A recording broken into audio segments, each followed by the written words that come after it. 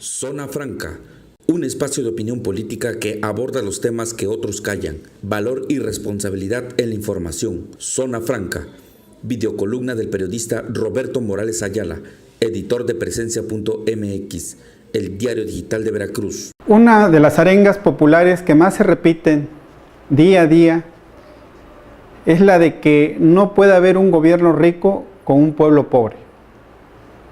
Esta frase electoral de que no puede haber un gobierno rico con un pueblo pobre es aplaudida por miles, por millones de mexicanos, porque muchos están enojados con los salarios de superlujo que reciben quienes trabajan para el gobierno, porque muchos están enojados que mientras estos burócratas reciben esos altos salarios, el pueblo, los obreros, los empresarios reciben muy bajos ingresos.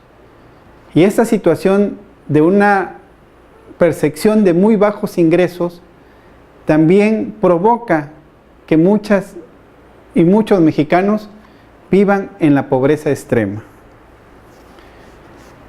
En Coatzacoalcos, el hoy alcalde, cuando era candidato a la presidencia municipal, prometió bajar el salario de los burócratas, prometió bajar su propio salario como presidente municipal y ofreció incluso que donaría la mitad de sus salarios y de su salario para la creación de las famosas universidades de Morena.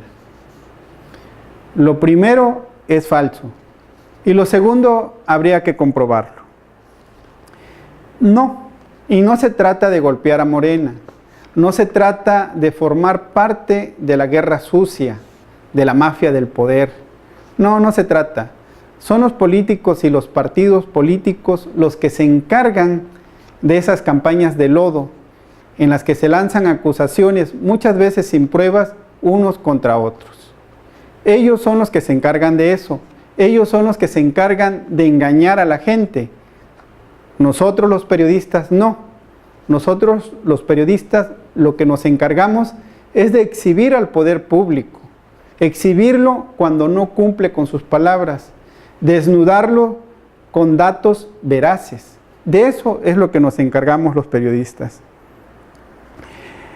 Si bien es cierto que el alcalde de Coatzacoalcos, Víctor Carranza Rosaldo, en sus primeros días de gobierno se enfrentó al poderoso sindicato de burócratas del municipio de Coatzacoalcos, en donde no dudamos que encontró una enorme corrupción de la manera en que se manejan los salarios, el favoritismo, el nepotismo, los moches de esos salarios para favorecer a los dirigentes, para beneficiar a los dirigentes.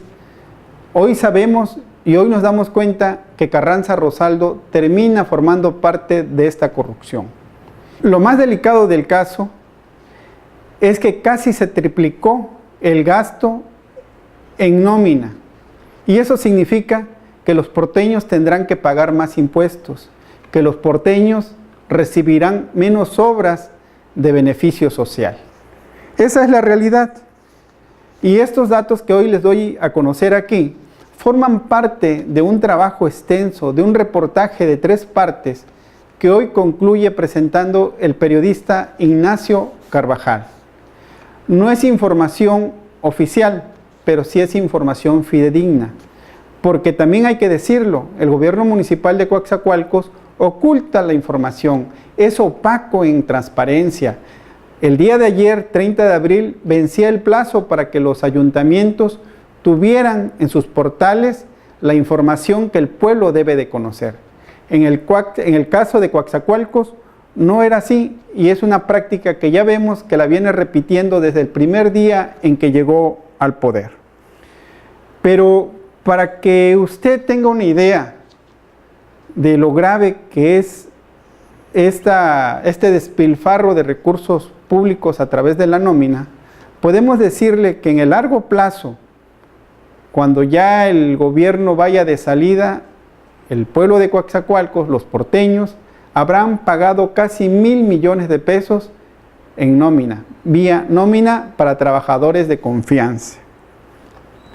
Y esta práctica de engrosar la nómina y de aumentar los salarios es una práctica recurrente en los gobiernos del que sea, el PRI, el PAN y en este caso lamentablemente Morena, y lo digo lamentablemente porque se esperaba un cambio que no se está viendo, que no está llegando. Y es una pantalla para desviar, ¿sí? Para mandar recursos a través del tráfico de influencia, del favoritismo, de aviadores, porque una gran parte de estos recursos realmente no son pagados, son desviados. ¿Para quién? Para los que se benefician y controlan el poder, que no es una nueva élite política, es la misma con otro partido político.